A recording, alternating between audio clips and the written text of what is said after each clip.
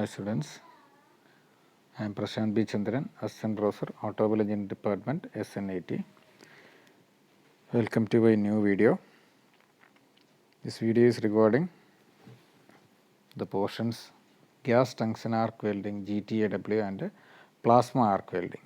These portions are from our 6th module, that is welding in our manufacturing technology. Okay. First of all, gas tungsten arc welding or GTAW. Gas tungsten arc welding or GTAW is an arc welding process where the coalescence is produced by heating the job with an electric arc which is struck between a tungsten electrode and the workpiece. Here no flux is used, but the welding is done under the shielding of gases like argon, helium, nitrogen, etc. Okay. The process of gas tungsten gas tungsten arc welding GTAW is also known as tungsten inert gas welding or TIG welding, TIG welding. As the electrode is non-consumable, the filler material is provided separately as bare wires here. Okay. While welding thin sheets, filler materials may not be required. The base metal melts and forms the joint automatically. Filler rods are used when welding thicker plates with the edge of preparation. Okay. Filler rods are necessary only for welding thicker plates.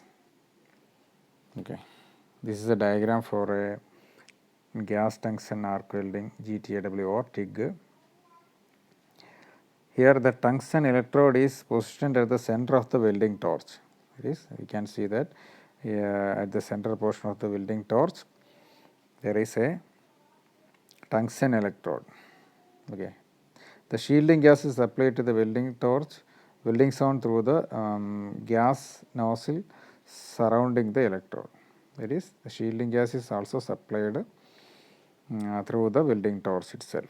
During the welding process, the electrode may get heated up. Usually, the welding torches are provided with the arrangement for water circulation for cooling also. For cooling purpose, these welding torches are arranged with water cooling arrangements. Okay. Then the working. Welding current, gas and water supply are turned on. First of all, the welding current, gas and water supply are turned on. The arc is struck by touching the electrode with a scrap tungsten piece and then broken by increasing arc length. Okay, this is a process. This procedure is repeated twice for warming up the electrode. This procedure is carried out in order to warm the electrode. Finally, an arc is struck between the electrode and the workpiece. Finally, we can see an arc strikes the electrode and the workpiece. Once the arc impinges on the job, that is workpiece, it is melted and a weld pool is developed. The torch is now moved as in the gas welding to continue the welding.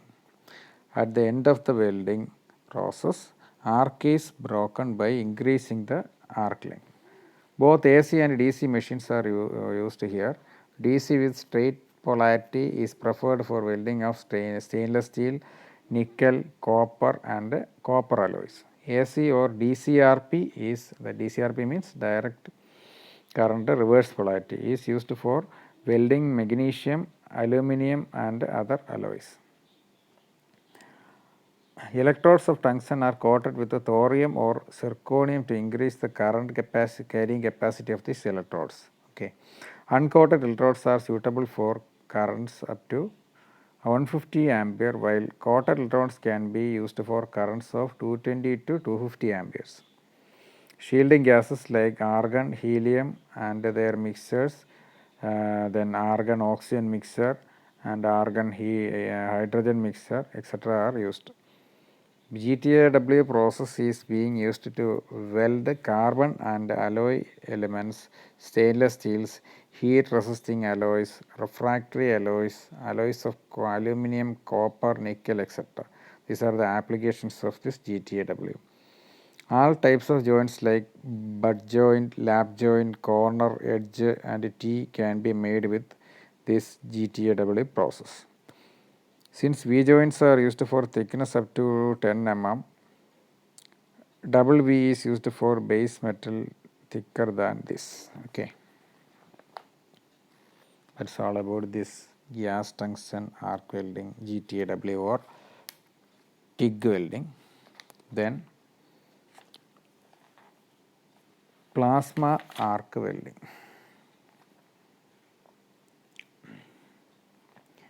We know that plasma is the state of matter present in between electrodes in any electric arc. It is obtained when the gas is partially ionized to make it a conductor of electric current. Plasma arc welding is an arc welding process where the coalescence is obtained by the heat from a constricted arc between a tungsten electrode and the workpiece. Inert gas is used for formation of plasma and also as shielding gas. Okay. In order to form the plasma and also as a shielding gas, an inert gas is used here. Filler material may or may not be used. Okay, here filler material is not a necessary thing, but can also be used. But pressure is not employed. Here there is no necessity for any pressure. Okay. This can be seen in this diagram. There the nozzle has separate passages for gases for producing plasma and for shielding gas. There are two passages, one for inserting the plasma gas and another one is for providing shielding gas. Okay. Surrounding the electrode there is a provision for supply of argon gas at low pressure. Okay. There is also a provision for supply of argon gas at a low pressure. The gas will be moving out of the nozzle through the small constricted opening. There is an outer shielding ring from the inner nozzle also. Though the outer ring has the same or different gas is fed at a higher pressure. This gas comes out through the outer nozzle and acts as shielding gas to protect the welded metal from contaminations. Okay, this is for shielding purpose.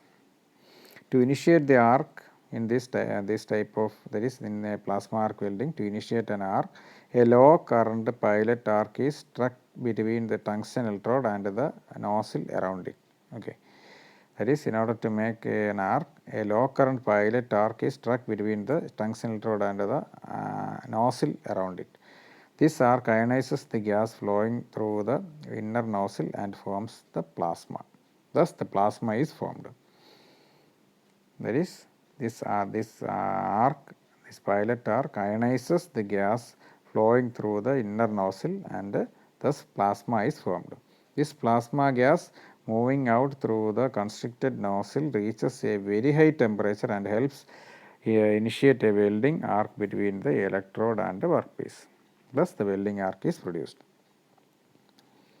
Mostly in this plasma arc welding, DCSP is normally used, that is direct current DC, direct current straight polarity is normally used with currents of in the ranges from 50 to 350 ampere at a low voltage of 27 to 30 volt. A typical gas flow rates are 2 to 40 liters per minute with lower rates for orifice gas and higher rates for shielding gas. Okay. Argon is the commonly used the commonly used orifice gas is argon, and shielding gas also argon is used. That is, argon is mostly used as both orifice gas and shielding gas because of this argon's inert property. Same or different gases are used as orifice gas and shielding gas also. In addition to argon, helium, argon plus hydrogen, argon plus helium, etc. are also used for this process. Base metals welded by this plasma arc welding are carbon and alloy steels, stainless steels, copper alloys, titanium alloys, aluminum alloys, nickel and cobalt alloys, etc. Depending upon plate thickness, butt joints are prepared as square groove, single or double U and V, etc. In addition, fillet, T and edge wells are also made as per needs. This is all about plasma arc welding. Thank you for watching this video. Have a nice day.